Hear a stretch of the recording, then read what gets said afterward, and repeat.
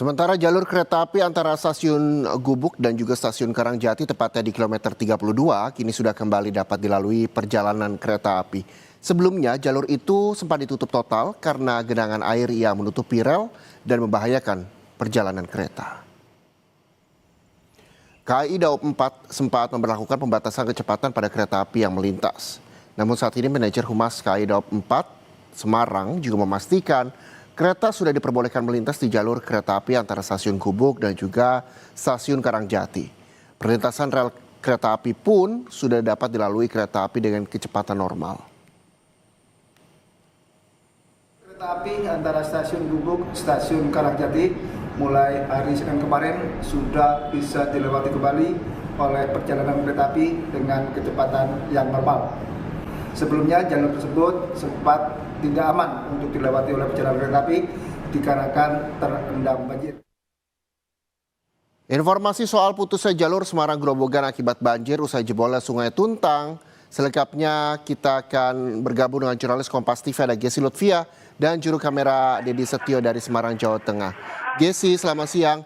Informasi terbaru mengenai akses Semarang Grobogan yang sempat terputus akibat banjir ini saat ini juga sudah bisa dilalui. Sepertinya ke depan apa yang akan dilakukan agar hal ini tidak kembali terjadi, Gesi?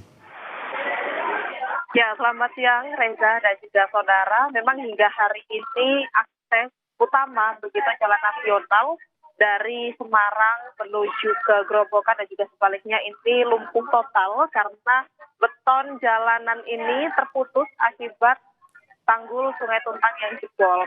Nah, untuk saat ini masih dalam proses perbaikan, Reza, di mana kemarin ini pemerintah setempat memilih untuk memberikan penanganan pertama, begitu ya, penanganan jangka pendek dengan pemindahan atau pemasangan jembatan Arpo. Namun hingga kini memang masih dalam proses pemasangan dan belum bisa dilalui. Untuk itu, agar jalur lalu lintas ini masih tetap berjalan, maka untuk kendaraan-kendaraan ini dialihkan dari jalanan yang seharusnya menuju ke dua jalanan alternatif, yakni di Dempet berdekatan dengan Kabupaten Demak dan juga melalui jalur Penawangan. Nah, ini bisa menjadi alternatif bagi pengendara motor ataupun mobil yang akan melintas baik dari arah Semarang menuju ke Grobogan dan juga sebaliknya. Selain itu juga penanganan masih dilakukan guna menanggulangi tanggul yang jebol dengan penanganan cepat begitu ya, jangka pendek dengan pemasangan karung-karung yang berisi material untuk tetap menahan air ini agar jika terjadi hujan tidak kembali menggenangi daerah sekitar.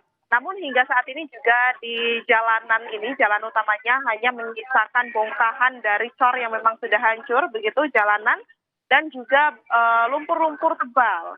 Sehingga memang ditutup untuk hari ini dan juga update tadi kami mendapatkan informasi bahwa diperkirakan perbaikan ini akan berlangsung hingga 1 pekan ke depan, Reza.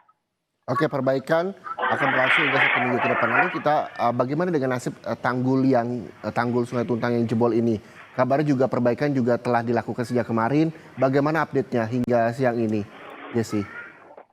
Ya, Reza, setelah tanggul jebol ini memang langsung dari pihak BBWS, kemudian juga pihak PU dan pihak-pihak terkait lainnya melakukan perbaikan, di mana perbaikan jangka pendek ini masih dengan penyusunan karung-karung berisi material, kemudian batu-batuan begitu untuk menahan lumpur dan juga air.